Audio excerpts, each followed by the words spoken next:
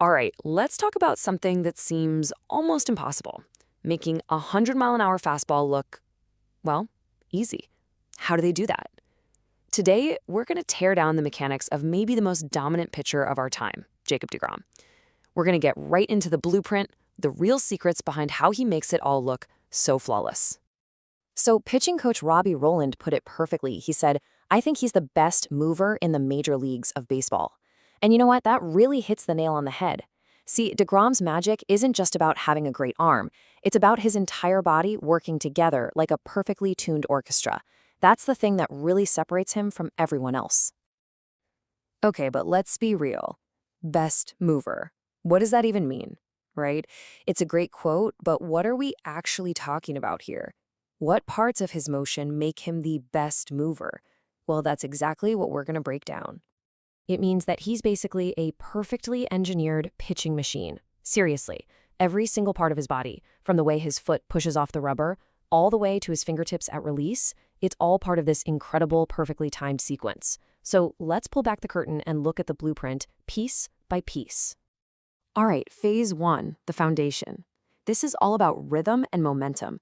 Everything that happens later, all that explosive power, it all gets set up right here, before he even really gets going. Okay, check this out.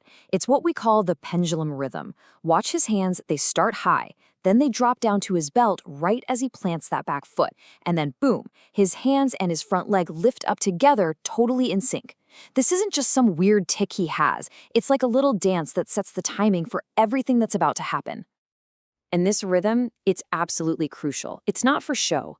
Think of it like a metronome for his body. It gets his upper half and his lower half on the exact same page, making sure every single movement just flows right into the next one.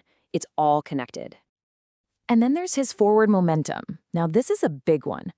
Most pitchers, right, they lift their leg up, pause for a second, and then they start moving toward the plate. deGrom? No way. He's moving forward as he's lifting his leg.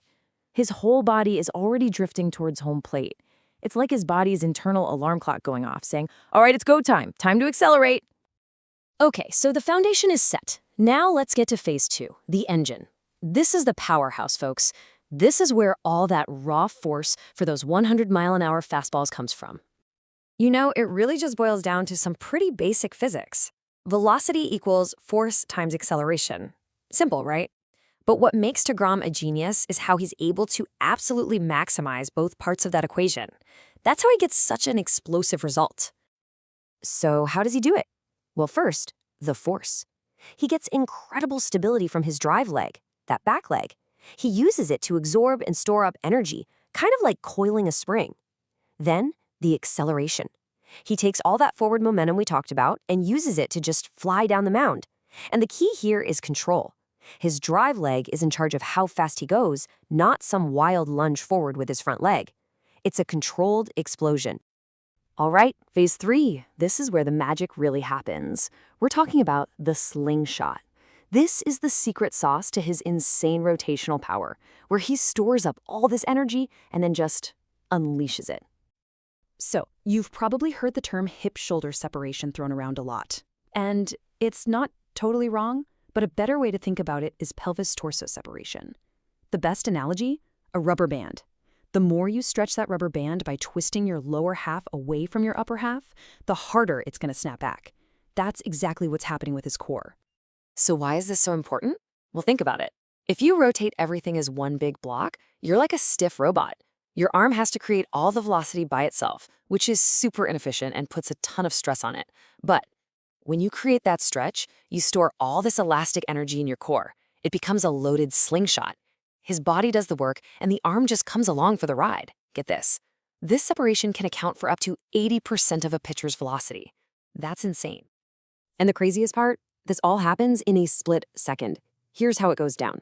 His pelvis starts rotating toward the plate, but his upper body just kind of stays back, relaxed and neutral. It gets left behind. Then, right as his front foot hits the ground, bam! That's the trigger. The rubber band snaps, and his torso just explodes forward with unbelievable speed.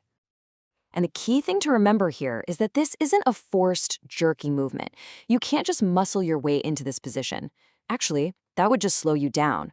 The secret is to stay relaxed, especially in the upper body. That relaxation is what allows for the smooth, whip-like action.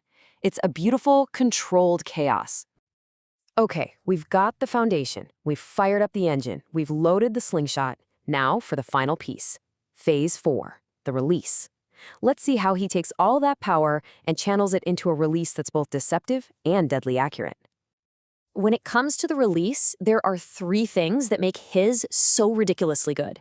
We're talking about the lead leg block, a stable glove side, and probably the most important of all, a super consistent release point. Let's start with that lead leg block. So, when his front foot plants, his leg firms up at about a 45-degree angle. It's like his lower body hits a brick wall. And that sudden stop is crucial. It forces all that rotational energy that he built up to shoot right up the chain, from his legs to his core, into his shoulder, and finally crack, out through his arm like the tip of a whip. Okay, now let's talk about his glove side, because we need to bust a common myth here. A lot of coaches teach you to pull your glove. deGrom doesn't do that. Watch him closely. His trunk rotates to his glove side, which stays stable. It's not a violent pull. This stabilizes his whole body and makes sure all that energy is going in one direction, straight toward home plate. But throwing hard is one thing. What makes a pitcher truly unhittable is deception. And the ultimate deception in pitching is something called pitch tunneling. The whole idea is to make every single pitch, fastball, slider, changeup, look exactly the same coming out of your hand. And as you can imagine, deGrom is an absolute master at this. If you were to map out his release points, you'd see this tight little cluster. His fastball, his slider, his changeup, they all come out of the exact same tiny window. For a hitter, that's a nightmare. It makes them completely indistinguishable. By the time they figure out what's coming, the ball's already in the catcher's mitt. So, that's the blueprint. But here's the thing, it's not set in stone. The final piece of the puzzle, what makes him truly great, is his ability to make constant adjustments. Here's a perfect example. We're looking at his arm angle from 2021 compared to 2025. You can see he's dropped it pretty significantly. Now, why would he do that? Well, this was after surgery, and the goal was to take some stress off his arm. It changed how his pitches moved a little bit, giving his fastball more run and his slider more sweep. But because he's deGrom, he just adjusted and stayed completely dominant. So when you boil it all down, the deGrom blueprint really isn't about one single thing. It's a whole system of principles working together. Rhythm, stabilization, separation, and sequencing. So for any of you watching, the real takeaway isn't about trying to be Jacob deGrom. The question is, which one of these principles can you take and apply to your own motion to make yourself better? That's what it's all about.